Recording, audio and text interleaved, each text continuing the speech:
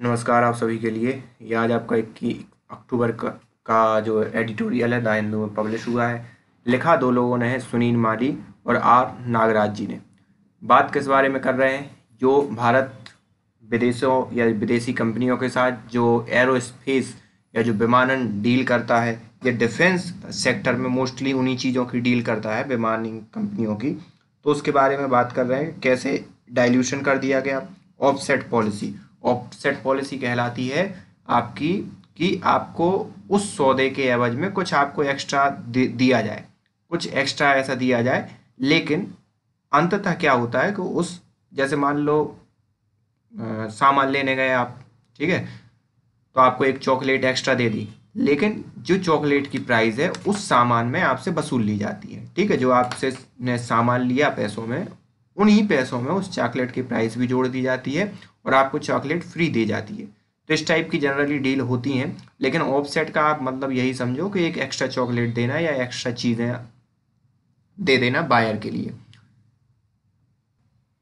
तो इसमें गवर्नमेंट निर्धारित करती है, उसके अपने कुछ वो होते हैं कि आप प्रोडक्शन यहीं करेंगे, हमारी कंट्री में करेंगे, या टेक्नोलॉजी देंगे।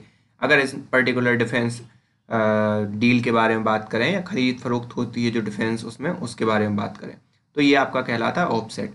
Offset dilution in defence. तो जो रक्षा के क्षेत्र में है, जो ऑफसेट का डाइल्यूशन किया गया है, मतलब जो रूल है उनको क्या कर दिया गया है, लचीला बना दिया गया है। तो आप flop policy turn. Flop policy मतलब कहलाती है एक त्रुटिपूर्ण पॉलिसी है का जो टर्न है वो लिया है हमारी गवर्नमेंट ने ऐसा करके। ठीक है, तो चलिए स्टार्ट करते हैं। अगर आपने चैनल को सब्सक्राइब ना किया हो तो please hit the subscribe button. तो स्टार्ट करते हैं। Recently the government diluted the offset policy in defence procurement. अभी हाल ही के कुछ दिनों में जो खरीद फरोख्त होती है डिफेंस की, उसमें क्या किया है गवर्नमेंट ने, ऑफसेट पॉलिसी को क्या कर दिया है, डाइल्यूट कर दिया है।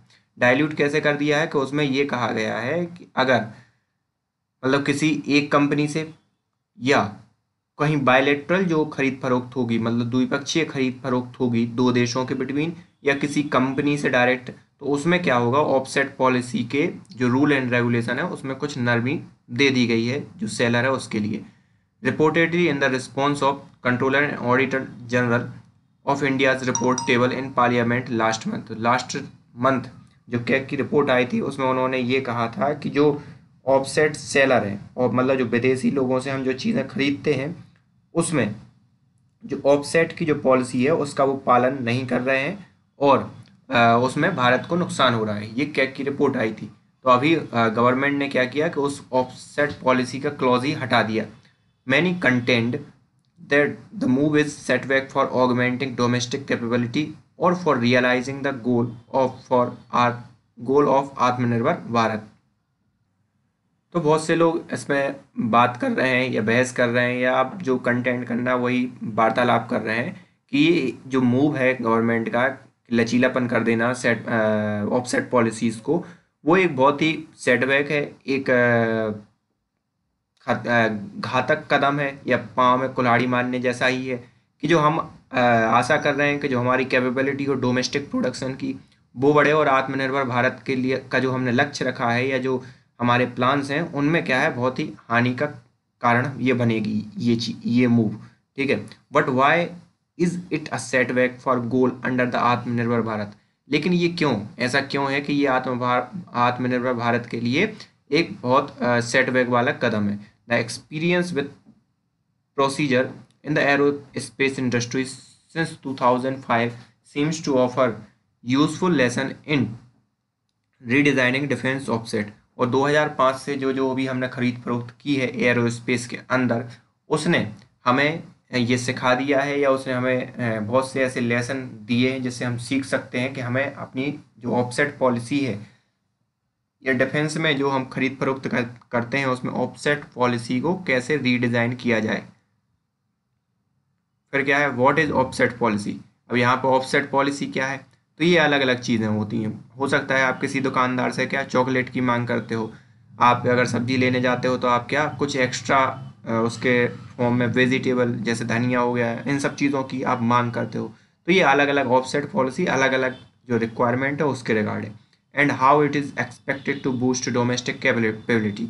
तो ऑफसेट पॉलिसी क्या है और ये घरेलू उत्पादन को कैसे बढ़ाएगी? What lesson can be drawn from similar system in aerospace industries? और इसी टाइप के लेसन हम कैसे ड्रॉ कर सकते हैं इस मतलब ऑफसेट पॉलिसी के एरोस्पेस इंडस्ट्रीज में, ठीक है। These question are addresses below, और ये कुछ क्वेश्चन हैं जिनको एड्रेस किया गया है नीचे, या जिनको क्या किया गया है, टच किया गया है, या जिनको उठाया गया है, ठीक है, या समझाया गया है, या समझने की कोशिश की गई है। Offset tie up the end, most countries restrict trade in defence equipment. बहुत सी कंट्री क्या करती हैं कि जो डिफेंस इक्विपमेंट है उनकी ट्रेड को क्या कर देती हैं, रेस्ट्रिक्ट कर देती हैं। And advanced technology in order to safeguard national interest, और जो अपनी टेक्नोलॉजी है उनको बढ़ाती हैं और क्या करती हैं कि जो राष्ट्र के हित के लिए जरूरी हो ऐसी टेक्नोलॉजी को क्या करती हैं, बढ़ाती हैं। येट फॉर कमर्शियल गेन, और कुछ ऐसी होती हैं कि कमर्शियल गेन जिनको मतलब लालसा होती है कि वो बेचे तो पैसा मिले।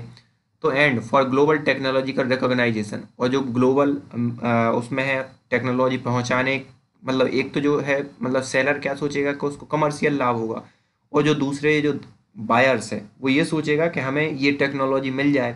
तो वहाँ की जो गवर्नमेंट है और जो फर्म है वो क्या करती हैं, इस प्रकार की ट्रेड को क्या करती हैं, बढ़ावा देती हैं। तो सेलर क्या सोचता है कि उसे कमर्शियल लाभ हो जाएगा, और जो बायर क्या सोचता है कि उसे उसके पास एक अलग टाइप की टेक्नोलॉजी मिल जाएगी। तो इन सब चीज़ों से क्या होती है, ये जो डिफेंस का जो ट्रेड है या व्यापार है वो बढ़ता है या फलता है या फूलता है। लेकिन कुछ ऐसी कंट्री हैं कि जो टेक्नोलॉजी तो बना लेती हैं लेकिन वो किसी को बेचने के लिए नहीं रखती, क्योंकि ये होता है कि अगर वो किसी और के पास टेक्नोलॉजी पहुंच जाएगी तो फिर उसका मतलब ही क्या, फिर सभी के पास हो जाएगी। तो countries are a way out of the dilemma, negotiated bilateral sales between countries are a way out of the dilemma, और इस दुविधा से बचने के लिए जो नेगोशिएशन होता है दो कंट्री के बिटवीन, द्विपक्षीय बिटवीन, तो उसमें कुछ ऐसे रूल्स एंड रेगुलेशन डिसाइड किए जाते हैं जिससे दोनों के हितों को खतरा ना हो। मतलब जो सेलर है उसको ये भी ना हो कि उसने टेक्नोलॉजी दूसरे देश को बेच दी, जो बायर है उससे भी ज़्यादा पैसे ना हड़पे जाए, और भी कई चीज़ें, ठीक है। तो soft credit often Sutton the deal. Soft credit मतलब कहीं से पैसा मुहैया हो जाना उन डील को फुलफिल करने के लिए। तो सॉफ्ट क्रेडिट जो है वो क्या करता है, इन डीलों को और एक फ्लो में या बहुत आराम से हो जाने देता है। With restriction imposed on used modification and resale of such equipment and technology to protect the proprietary knowledge and expertise embedded in them। तो यहाँ पर फिर वो क्या करता है, सेलर क्या बात करता है कि आप इसका मिसयूज नहीं करोगे, ठीक है, और आप इसमें मॉडिफिकेशन या कुछ रीसेल नहीं करोगे, मॉडिफाइड करके रीसेल नहीं करोगे। इक्विपमेंट जो टेक्नोलॉजिकल जो यूज हुई है उनको आप प्रोटेक्ट करोगे, ठीक है, और जो भी एक्सपर्टाइज है उसको आप बेचोगे नहीं, ठीक है, उसमें एम्बेड नहीं करोगे। तो इन सब चीज़ों की बात हो जाती है जो सेलर के द्वारा, और ऐसे ही कुछ टर्म्स और रेगुलेशन होते हैं बायर के द्वारा भी। In such trade negotiation the price of product is one of the many other factor. तो जो प्राइस होता है ऐसी डीलों में वो एक महत्वपूर्ण फैक्टर या कारक होता है, प्रमुख कारणों में से या कारकों में से, ठीक है। Geopolitics and technological know how is involve in the equipment weight in considerably since the contract are for long term with technological fixities. अब इसमें कई चीज़ें शामिल होती हैं। जियोपॉलिटिक्स के हिसाब से हो सकता है वो देश या उस देश की कंपनी किसी अन्य देश को जिसको बेच रही है उसको बेचे ना बेचे, इन सब चीज़ों के। टेक्निकली जो नॉलेज है उसको किस हिसाब से जो इन्वॉल्व है उसको कैसे शेयर करना है। Equipment weight in considerably, equipment का जो वेट है वो सब कंसिडरेबल किया जाता है। Since the contract are for long term, और जब कॉन्ट्रैक्ट क्या होता है, लंबे टर्म के लिए होता है, बिट टेक्नोलॉजिकल स्थिरता के साथ, ठीक है। टेक्नोलॉजिकल स्थिरता, जैसे मान लो आपने राफेल खरीदा और आपने डील की कि हमें 5 साल तक हमें राफेल मिल जाने चाहिए। तो इन सब चीज़ों का ध्यान रखा जाता है कि 5 सालों में ऐसा तो नहीं है कि हमारे ही देश में उस टाइप की टेक्नोलॉजी हम विकसित कर लें, ठीक है। तो वो जो टेक्नोलॉजिकल फिक्सेबिलिटी है उन सब चीज़ों को ध्यान में रख के ये कॉन्ट्रैक्ट बनाए जाते हैं। The product and technology compel buyer, तो जो प्रोडक्ट होता है और जो उसमें यूज़ की गई टेक्नोलॉजी होती है वो बायर को क्या करती है कि to stick to them for, कि भाई उसको स्थिर रखती है कि वो उसको खरीदे। ठीक है, मतलब अगर बायर के पास ये क्षमता है कि वो जितने दिन में वो डील पक्की होगी उतने दिन में वो खुद की अपनी चीज़ बना लेगा या उस टेक्नोलॉजी को गेन कर लेगा, तो वो क्यों खरीदेगा वो चीज़। तो इन सब चीज़ों का ध्यान रखा जाता है। The advantage of bulk purchase and dependence on the supplier for spares and upgrades. तो यहाँ पर क्या है, इसमें से जो बायर है, बायर को कंपेल किस बात के लिए होना पड़ता है कि वो डिपेंड रहे किस पर, सप्लायर पर। किसके, वो छोटे छोटे जो पार्ट होते हैं या अगर उसमें कुछ खराबी हो गई या उसको अपग्रेड करना है तो वो जिससे आपने खरीदा उसी पर स्टिक रहे। दूसरा ये है कि द एडवांटेज ऑफ, जो एडवांटेज मतलब अगर वो बल्क में परचेज करता है तो उसका कुछ उसको एडवांटेज मिल जाता है। फिर क्या है, दूसरे वर्ड में या दूसरे शब्दों में अगर ये कहा जाए तो there is a considerable path dependency. तो एक बहुत ध्यान देने योग्य ये बात है कि हम क्या हो रहे हैं, उस पर डिपेंडेंट हो रहे हैं किसी ना किसी फॉर्म में। In such choice rendering the decision difficult to reverse. तो यहाँ पर ऐसी चॉइसों में ये बहुत कम ही देखा गया है कि ये जो डिसीजन है इसको रिवर्स करना बहुत ही डिफ़िकल्ट होता है। कि मान लो आपने कह दिया बायर से कि हाँ आप ही देना, जब तक हमारे यहाँ ये मशीन है आपसे ही हम पार्ट्स वगैरह बनवाएंगे, लेकिन आपका एकदम से माइंड चेंज हुआ और आप कहने लगो नहीं हमारे देश में नहीं बनना चाहिए। तो ये इस टाइप के डिसीजन रिवर्स करना बहुत डिफ़िकल्ट बात होती है। Developing country buyer often lack an industrial base and research and development. तो जो विकासशील राष्ट्र हैं वहाँ पर रिसर्च एंड डेवलपमेंट और इंडस्ट्रियल बेस होता नहीं है उतना। ठीक है, जो फैसिलिटी है वो भी उतनी नहीं होती है। तो फिर क्या है, वो मजबूरन वो डिपेंडेंट रहते हैं कि जो सेलर है छोटे छोटे पार्ट्स के लिए भी सेलर पर ही डिपेंडेंट रहते हैं। The price and term of the contract often reflect governments relative bargaining strength and also domestic political and economic consideration. तो जो प्राइस है और टर्म है कॉन्ट्रैक्ट का वो कई चीज़ों पर निर्धारित होता है। इकोनॉमिक कि आपके पास पैसा कैसा है, पॉलिटिकल भी देखा जाता है कि भाई पॉलिटिकली उसका कोई बुरा अगेंस्ट तो नहीं प्रोपेगेंडा चला देगा गवर्नमेंट के प्रति। तो इन सब चीज़ों को देखा जाता है उस कॉन्ट्रैक्ट में।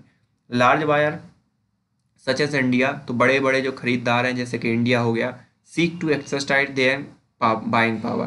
तो बड़े बड़े जो बायर हैं वो अपना प्रभुत्व दिखाते हैं कि अपनी वो जो बाइंग शक्ति, क्योंकि आप इकट्ठे बल्क में खरीदते हैं तो वो ये सोचते हैं कि उसके मतलब इतने ज़्यादा खरीदने के एवज में उन्हें कुछ एक्स्ट्रा मिल जाए to secure not just the lowest price. तो सबसे पहले तो उनकी बात ये होती है कि उन्हें कम प्राइस पर मिले।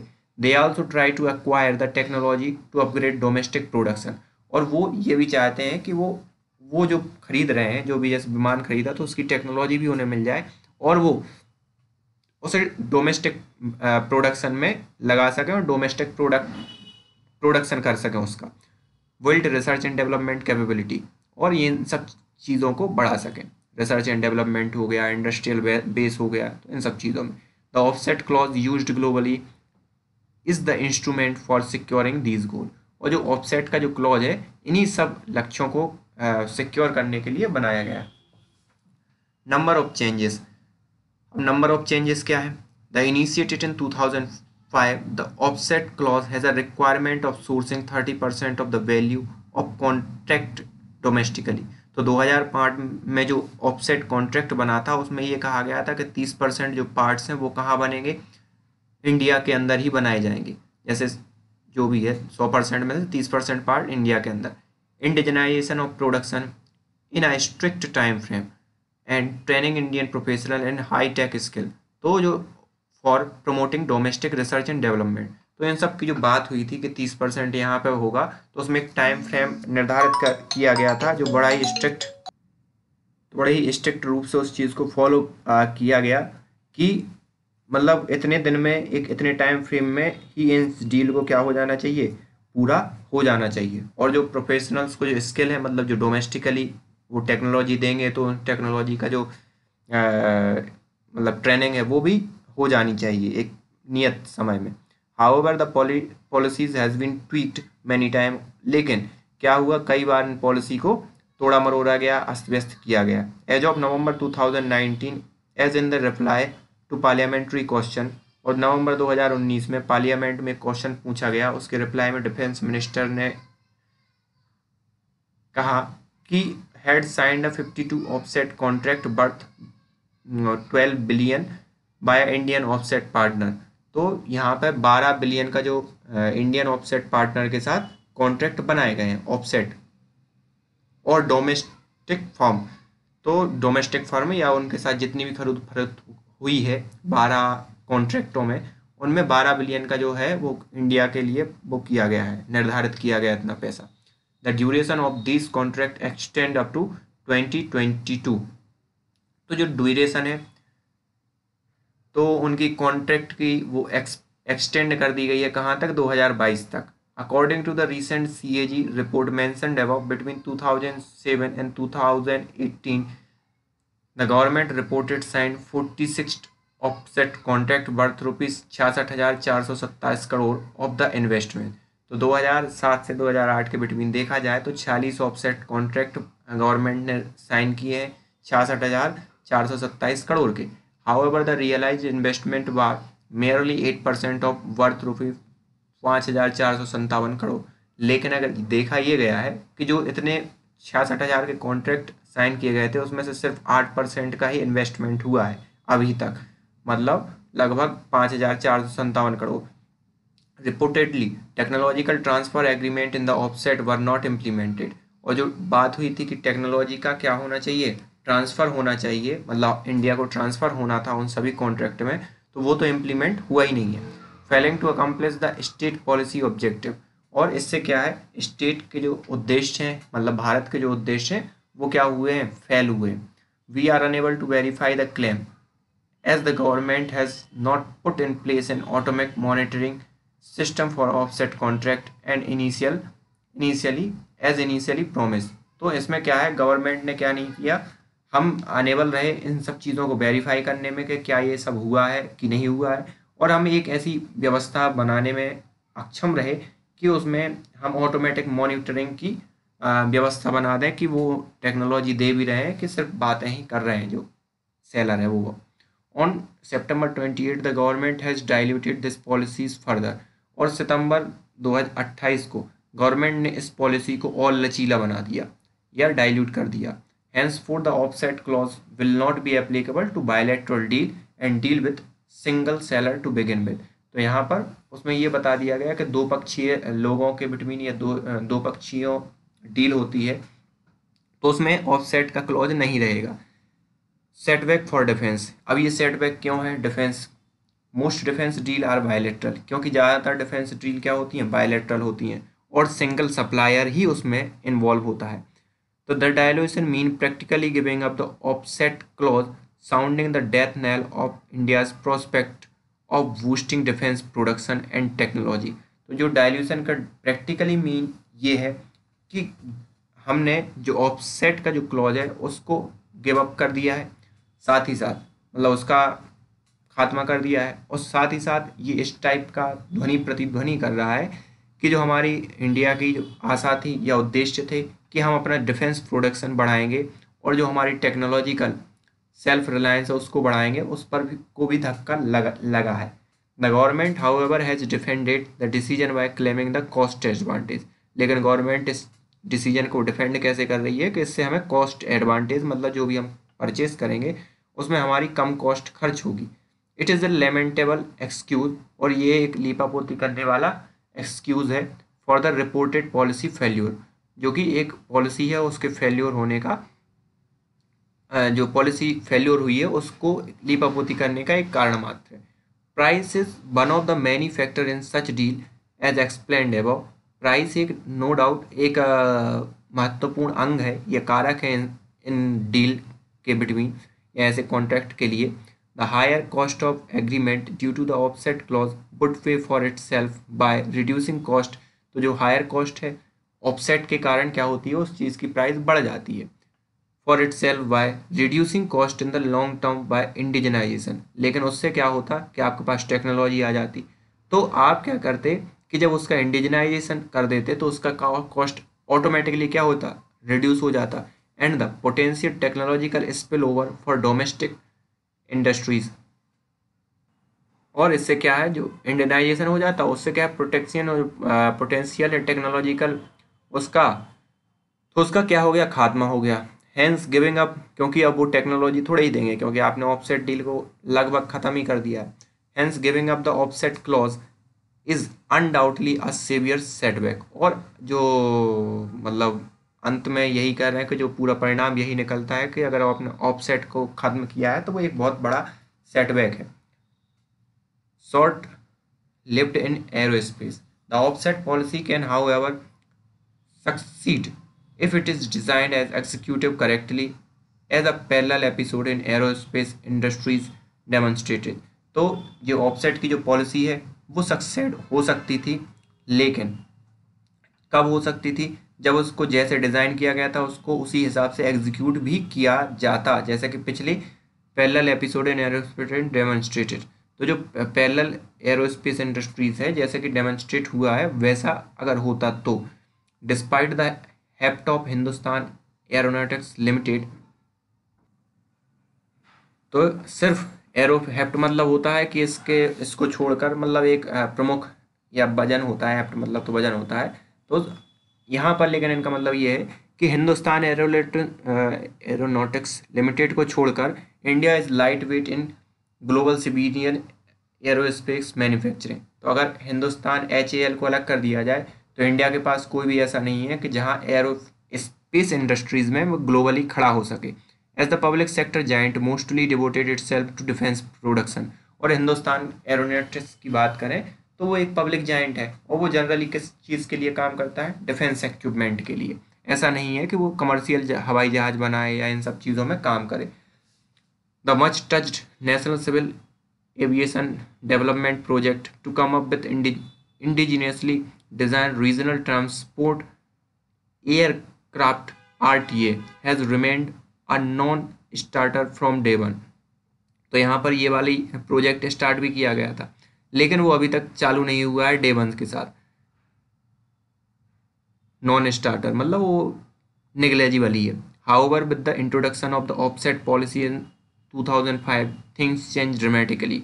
तो जैसा कि इंट्रोडक्शन हुआ था ऑफसेट पॉलिसी का 2005 में, वो चीज़ें ड्रेस्टिकली चेंज हो गई हैं। For contract value at 300 crore और more 30% of its result in offset implemented through Indian offset partner। तो यहाँ पर क्या था, 300 करोड़ और उससे ज़्यादा में क्या होना था कि 30% of it will result in offset. तो 30% में तो ऑफसेट के पार्टनर आपको ढूंढने ही पड़ेंगे, मतलब किसी इंडियन मैन्युफैक्चरर को ढूंढना पड़ेगा और 30% के जो कंपोनेंट है वो आपको इंडिया में ही बनाने पड़ेंगे। एज एरो स्पेस इम्पोर्ट रोज रैपिडली। जैसा कि आपने देखा होगा हवाई जहाज की जितनी भी खरीद फरोख्त है एरोस्पेस के जो क्षेत्र में है उनका इम्पोर्ट क्या है, बढ़ रहा है। Why whopping 544% in 2007 compare to the previous year. तो 2007 में ही वो 544% बढ़ गया था अगर 2006 के कंपैरिजन में बात करें।